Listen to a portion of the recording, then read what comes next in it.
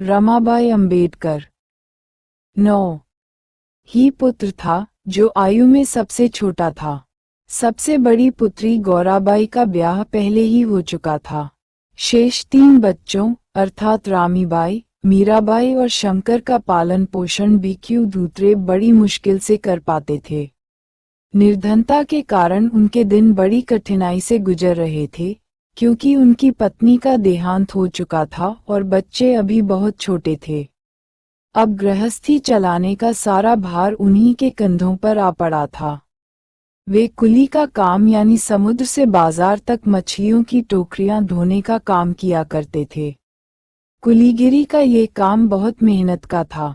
वजन उठाने के कठिन काम के कारण उनकी छाती में दर्द रहने लगा था और आगे चलकर यही दर्द उनकी मृत्यु का कारण भी बना।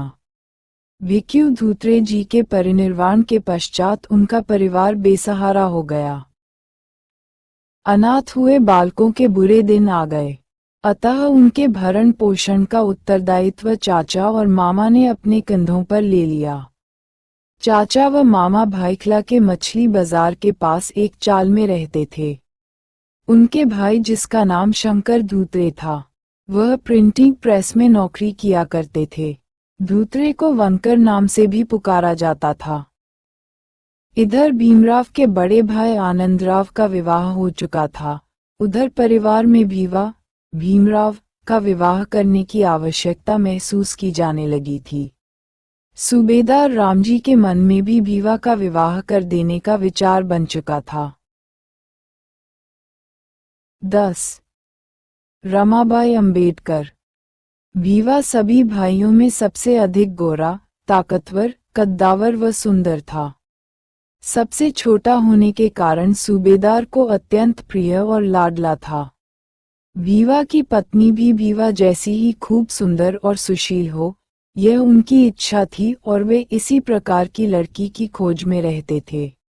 वे रमाबाई से पहले भी 2 लड़कियों देख चुके थे व उनके माता पिता से संबंध बनाने की चर्चा कर चुके थे, परंतु जब उनकी दृष्टि रमाबाई पर पड़ी तो उन्होंने उसे ही पसंद कर लिया। उन्होंने पहले वाले रिश्ते छोड़ दिए और अपनी इस गलती के लिए जाति पंचायत के निर्णयानुसार 5 रुपये का नकद दंड भी भुगता। रामाजी सूबेदार ने दंड स्वीकार किया, किंतु रमाबाई को बहू के रूप में अपने घर लाने का निर्णय नहीं छोड़ा। सूबेदार रामजी दृढ़ संकल्प के बहुत धनी जो थे। इस प्रकार रमाबाई ने बाबा साहेब के जीवन में पदार्पण किया।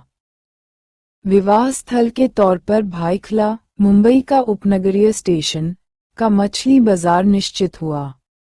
वहां के खुले छप्पर में एक कोने में लड़की वाले और दूसरे कोने में लड़के वाले एकत्रित हुए। छप्पर के नीचे बहती गंदी नाली में बदबूदार पानी बह रहा था। चबूतरे का उपयोग बेंच के रूप में किया गया। बाजार के पूरे स्थान का उपयोग विवाह स्थल के रूप में किया गया था। विवाह कार्य आनंद, उत्साह और हर्षोल्लास के साथ संपन्न हुआ था। विवाह में भाग लेने आए सभी लोग बहुत प्रसन्न थे। सुबह मछुआरों के आने से पहले यानी मछली। रमाबाई अंबेडकर 11 सादी शाप रमाबाई और भीमराव का विवाह भाईखला मछली बाजार में एक छप्पर के नीचे हुआ था। बाजार भरने से पहले ही विवाह संस्कार की सारी औपचारिकताएं पूर्ण कर ली गईं और दिन निकलने से पहले सारे अतिथिगण अपने अपने घर लौट गए। रमाबाई का स्वभाव अत्यंत सरल, शांत, सच्चरित्र व शालीन था। उन्हें छल कपट बिल्कुल भी स्वीकार न था। ईमानदारी ही उनके जीवन का आधार था। वह अति सुंदर तो थी, किंतु शिक्षित नहीं थी। किंतु सच तो ये था कि बौद्धिकता व शैक्षणिक दृष्टिकोण से बाबा साहेब और रमाबाई की जोड़ी बेमेल थी। ये तो बाबा साहेब के चरित्र की महानता ही कही जाएगी कि उन्होंने एक अनपढ़ महिला के साथ भी सफल पति का जीवन व्यतीत कर लिया। 12 रमाबाई अंबेडकर विवाह के समय बाबा साहेब को रमाबाई के अशिक्षित होने की बात अच्छी तरह मालूम थी, किंतु रिश्ते तो माता पिता और समाज के छोटे बड़े ही तय करते थे। उस समय वर वधू का हस्तक्षेप कोई मायने नहीं रखता था। अतः विवाह के समय बाबा साहेब ने ये जरूर सोचा था कि रमाबाई पढ़ लिख नहीं सकी, तो कोई बात नहीं, मैं स्वयं अपनी मेहनत से रमाबाई को लिखना पढ़ना अवश्य ही सिखा दूंगा। इसलिए बाबा साहेब को इसका कभी दुख नहीं हुआ। भीमराव रमाबाई को शिक्षित करने का अपनी ओर से खूब प्रयत्न किया, परंतु रमाबाई ने शिक्षा की ओर कोई रुचि नहीं दिखाई। उनके विचार में बड़ों का आदर सत्कार, पति की मन लगाकर सेवा, पति के लिए विशुद्ध कपूर की भांति अपने जीवन का समर्पण ही स्त्री का सच्चा कर्तव्य था। इस पारंपरिक विचारधारा के कारण स्त्री शिक्षा के प्रति उनका मन अनुकूल नहीं हुआ। अतः बाबा साहेब के प्रयत्न करने पर भी सामान्य शब्द ज्ञान से आगे उनकी कोई खास प्रगति नहीं हो सकी। वे कई बार प्राथमिक पुस्तकें, तख्ती और स्लेट लेकर आए, मगर सब व्यर्थ। बेशक रमाबाई स्वयं अल्पशिक्षित थीं, परंतु अपने पति के विद्या विभूषित होने का उन्हें बहुत गर्व था। वे बड़ी से बड़ी पढ़ी लिखी महिलाओं को भी अपने पति की विद्वता का हवाला देकर निरुत्तर कर देती थी। बाबा साहेब कई बार प्राथमिक पुस्तक लेकर रमाबाई को पढ़ाने का प्रयास करते, किंतु सब बेकार। बहुत मेहनत करके। रमाबाई अंबेडकर। 13। भीमराव ने रमाबाई को पढ़ाने का भरसक प्रयास किया। बाबा साहेब ने उन्हें हस्ताक्षर करना सिखा दिया था। जब बाबा साहेब अमेरिका में थे, तो रमाबाई ने अखबार के मोटे मोटे अक्षर पढ़ने सीख लिए थे। कुछ भी हो, मगर अक्षर ज्ञान की तुलना में रमाबाई मानसिक रूप से बहुत जागरूक थीं। बाबा साहेब का उल्लेख वे हमेशा साहब संबोधन से करके अपना आदर व्यक्त करती थीं। बाबा साहेब भी उन्हें प्यार से रामू कहते थे।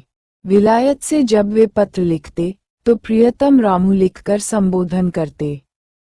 इस बात से बाबा साहेब का पत्नी के प्रति असीम स्नेह और सौहार्द का परिचय मिलता था। बाबा साहेब का विवाह रमाबाई से हुआ अवश्य था, परंतु 14। रमाबाई अंबेडकर। उनका वास्तविक विवाह तो विद्या से हुआ था, कारण उनका अधिकतर समय केवल विद्याध्ययन में व्यतीत होता था। बाबा साहेब ने अपने जीवन की अंतिम सांस तक विद्या से अपना रिश्ता बखूबी निभाया। दिन हो या रात, गर्मी हो या सर्दी, तबीयत भी खराब हो या स्वस्थ, बाबा साहेब भूखे हों या भर पेट खाए, वे हमेशा अध्ययन में ही व्यस्त रहते थे। वैवाहिक जीवन के स्वाभाविक दाम्पत्य सुख में वे कभी डूबे नहीं। वास्तव में दाम्पत्य आनंद के लिए उन्होंने विवाह किया भी नहीं था। ये ठीक है कि शारीरिक सुख की यद्यपि उन्होंने कभी अवहेलना नहीं की, पर उसे हमेशा गौण ही रखा। उन्हें केवल एक ही बात का मोह था, बस वह थी विद्या। खूब पढ़ना, खूब ज्ञानार्जन करना व विद्या विभूषित होना, उन्हें सदा ही इसकी धुन सवार रहती थी। इसीलिए उन्होंने गांधी जी की भांति विषय विकार के दमन के लिए सत्य के प्रयोग के नाम पर कभी कुकर्म नहीं किए, बल्कि उन्होंने अपना सारा जीवन विद्यार्जन करने में ही बिता दिया। शिक्षा की ऊंची से ऊंची डिग्री लेकर जब बाबा साहेब विलायत से भारतवर्ष वापस लौटे, तब रमाबाई का मन पुलकित हो उठा था। उन्हें लगने लगा कि अब हम मनचाहा पारिवारिक सुख भोगेंगे। इस आशा से उनका मन सुखद अनुभूति के साथ झूम उठा। उन्हें लगने लगा कि अब तो दुखदायी समय सदा सदा के लिए बीत गया। अब मेरा पति एक अच्छी नौकरी करके भरपूर धन कमाएगा, सबको प्रसन्न